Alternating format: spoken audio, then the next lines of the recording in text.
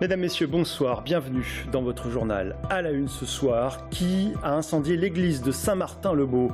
La question pourrait rester sans réponse. Après 20 mois d'enquête, la justice se dirige vers un non-lieu. Reportage auprès des habitants. Les vignerons d'Indre-et-Loire et du Loir-et-Cher toujours dans l'impasse. En avril dernier, ils perdaient un tiers de leur récolte à cause du froid. La région débloque 1 million d'euros pour les aider à s'équiper. Pas suffisant, disent les viticulteurs de Saint-Nicolas de Bourgueil. Et puis en sport, le TVB devra vite oublier sa défaite face à Paris ce vendredi. Dès demain, c'est la Coupe d'Europe qui attend les Tourangeaux. On débute ce journal par une large page faits divers, avec d'abord ce qui restera sans doute un mystère pour les habitants de Saint-Martin-le-Beau. En avril 2015, leur église était ravagée par les flammes. Eh bien, la justice se dirige vers un non-lieu faute d'éléments suffisants. On ne saura donc peut-être jamais qui a incendié l'édifice du XIIe siècle. Le reportage d'Amanda Bory-Rivera. Ni l'analyse d'empreintes, ni l'exploitation de la vidéosurveillance, ni la mise sur écoute des suspects n'ont permis de confondre le ou les auteurs de l'incendie de l'église à Saint-Martin-le-Beau. Après 20 mois d'enquête, une ordonnance de non-lieu doit être prononcée. Aucun habitant ne semble surpris de cet échec. On ne les a pas trouvés. Des fonds sont mis en place pour la restaurer. C'est ce qui compte. Compte tenu de tous les échos que l'on pouvait avoir qui était un silence absolu. Je ne suis pas tellement étonné qu'il n'y ait pas de suite. Une certitude, le feu a démarré dans une voiture et s'est ensuite propagé à la toiture de l'église. Pour les enquêteurs, le lieu de culte a été une victime collatérale.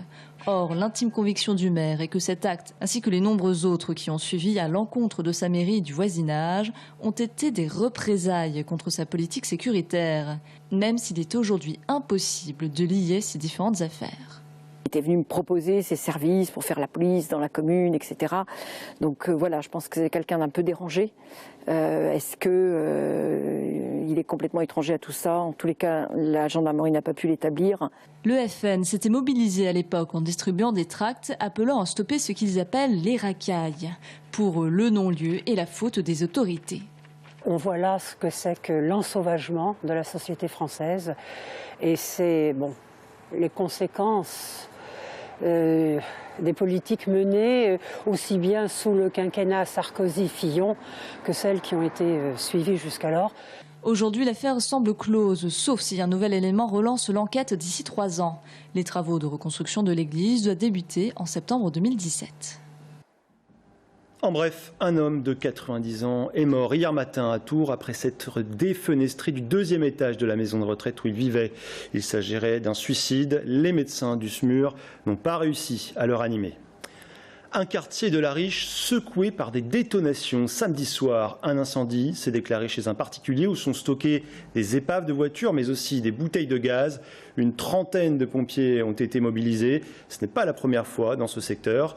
En mai dernier, un feu de broussailles et de pneus avait mobilisé les soldats du feu. Les précisions de Sébastien Branger. Il était 21h quand un incendie s'est produit dans ce secteur où cohabitent caravanes et jardins ouvriers à la sortie de La Riche, près des bords de Loire. L'incendie a eu lieu sur une propriété privée appartenant à un ferrailleur. Plusieurs explosions ont été entendues par le voisinage, certainement dues à des bouteilles de gaz et des réservoirs d'essence. La première fois, il est tombé, boum, les grands explosés. Il est parti regarder ce quoi. Il est beaucoup fumé, beaucoup fumé. Et après 10 minutes, 12e. Explosé grand. Après, il y avait beaucoup de police, pompiers, comme ça. Beaucoup de police. Pas de blessés puisque le propriétaire n'était pas sur les lieux au moment des faits. Le bilan n'est que matériel avec 5 épaves de véhicules brûlés, 2 caravanes et une partie du cabanon où le ferrailleur habitait. Bien heureusement pour le malheureux, il possède un mobil-home sur sa propriété et pourra y habiter le temps des réparations. Selon les services de police, l'incendie serait accidentel. À Luzier, près de Chenonceau, les suites de cette tentative de meurtre dont nous vous parlions mercredi. L'homme de 56 ans suspecté d'avoir tiré sur son ex-compagne a été mis en examen et placé en détention provisoire. Il avait été interpellé le lendemain des faits dans le Gard. La victime âgée de 47 ans a été grièvement blessée au ventre. Et puis cette dernière minute, le représentant du ministère public de la Cour d'appel d'Orléans demande la confirmation de la condamnation de Farida Belgoul à 5 000 € d'amende. En première instance, elle avait été condamnée ainsi qu'une autre mère de famille pour complicité de diffamation envers une enseignante de jouer les tours.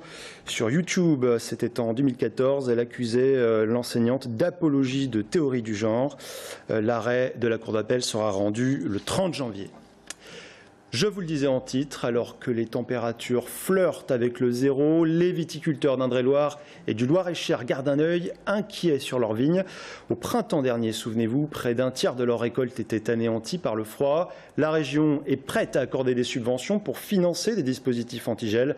Mais pour les vignerons, c'est encore loin d'être suffisant, comme a pu le constater Amanda Bruyère-Rivera à Saint-Nicolas de Bourgueil. Élus et vignerons ont tous en mémoire le gel d'avril dernier qui a divisé par 2 la production de vin en Indre-et-Loire. François Bonneau, président de région, veut pousser les viticulteurs à investir dans la lutte contre le gel. Il est donc venu défendre le résultat d'une étude qu'il a financée à plus de 200 000 €. Il y a des territoires qui sont très rarement impactés par ces phénomènes de gel et que c'est peut-être pas utile de faire des investissements lourds, que d'autres territoires sont très fragiles, très exposés, qu'il faut les protéger.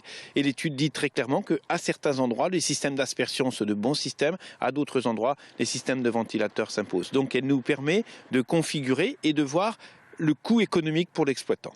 La région s'engage à débloquer 1 million €, dont la moitié provient de fonds européens, pour aider les viticulteurs à franchir le pas.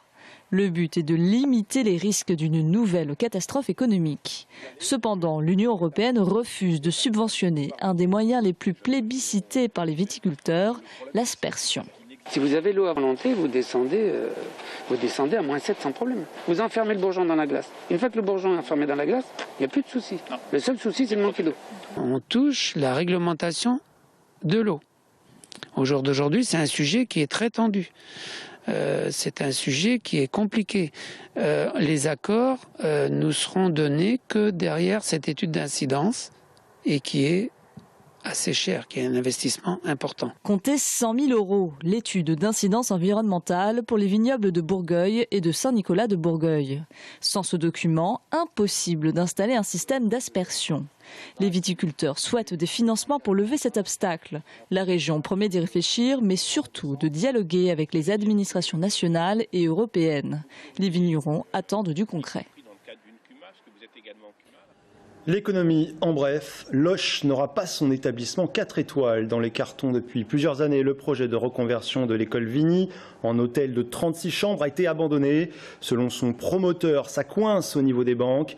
L'investissement prévu avoisinait les 5 millions €.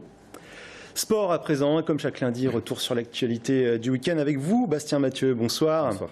Allez, on commence par le TVB qui a pris une sacrée déculottée, c'était face à Paris ce vendredi. Effectivement, pas la préparation idéale pour le TVB, une défaite 3-7-0 contre Paris. Alors ça peut sembler lourd, mais ça l'est pas tant que ça, parce que finalement quand on regarde en détail, on voit que Tours n'a perdu que 2 points à chaque fois, 27-25, 25-23 et 30-28.